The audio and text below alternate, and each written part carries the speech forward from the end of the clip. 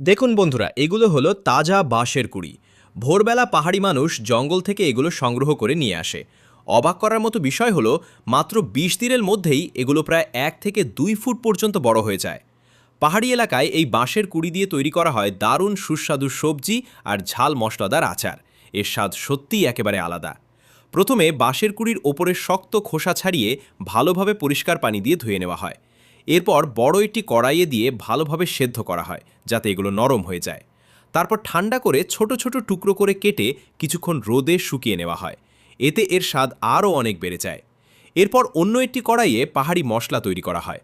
তারপর সেই মশলার মধ্যে সেদ্ধ করা বাঁশের কুড়িগুলো দিয়ে ধীরে ধীরে ভালোভাবে রান্না করা হয়।